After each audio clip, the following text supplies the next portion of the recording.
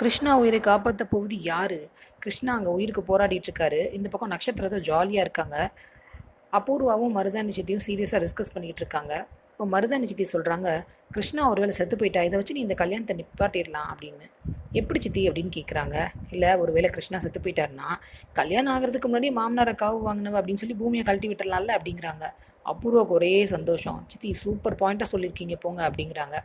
அவங்க கிருஷ்ணா செத்துருவார்னே முடிவு பண்ணிட்டாங்க. ஏன்னா டாக்டர் சொன்ன விஷயம் அப்படி இல்லை. சாரதா கோயிலுக்கு போனாங்கல்ல, அவங்க பரிகாரம் செய்கிறதுக்கு ரெடி ஆகிட்டாங்க. அவங்களுக்கு துணைக்கு பூமி இருக்காங்க. இந்த பக்கம் பார்த்தா அவங்களுக்கு போட்டே மீராவும் வந்துட்டாங்க. அவங்களுக்கு துணைக்கு செரி வந்திருக்காரு. இப்போ பரிகாரம் என்னென்னு இந்த கோவில் குருக்கள் சொல்கிறாரு. 2 பேரும் கேட்குறாங்க. பரிகாரத்தில் பாதியில் தடை வந்துச்சுன்னா என்ன பண்ணுறது அப்படின்னு மீரா சந்தேகம் கேட்குறாங்க. ஒரு உயிருக்கு எதுவும் ஆபத்து வருமா அப்படின்னு கேட்குறாங்க.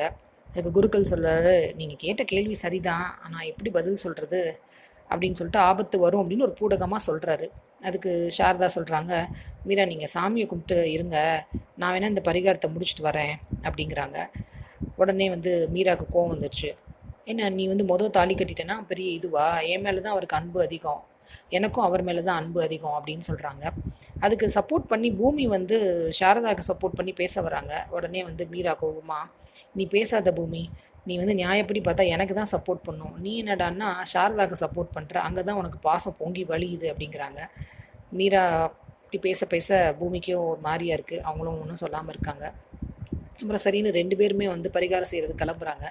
பரிகாரம் என்னென்னா 2 பானையை அடுக்கி வைக்கிறாங்க. அதை தலைமையில் வச்சிடுறாங்க. கண்ணை வேற கட்டிக்கணுமா. ஒரு 100 படிக்கு மேலே இருக்குது அந்த கோவிலை ரீச் ஆகுறதுக்கு. அவ்வளோ படியும் கண்ணை கட்டிக்கிட்டே ஏறி ரீச் ஆகணுமா. பானை கீழே விழுந்து உடஞ்சிடக்கூடாது. அதே மாதிரி வேறு யாரும் அவங்களுக்கு ஹெல்ப் பண்ணிடக்கூடாது. ஒரு வேளை கையை பிடிச்சிட்டு நடக்கிறது அந்த மாதிரிலாம் செய்யக்கூடாது. 2 பேரும் கையை பிடிக்காமல் தனியாக அவ்வளோ படியும் ஏறி கிடக்கணுமா. என்ன பண்ணுவாங்க, சக்ஸஸ்ஃபுல்லாக முடிச்சிடுவாங்களா? வெயிட் பண்ணி பார்ப்போம். சீரியல் அப்டேட்ஸ்க்கு எங்கள் சேனலை சப்ஸ்கிரைப் பண்ணுங்கள். மீண்டும் அடுத்த அப்டேட்டில் சந்திப்போம்.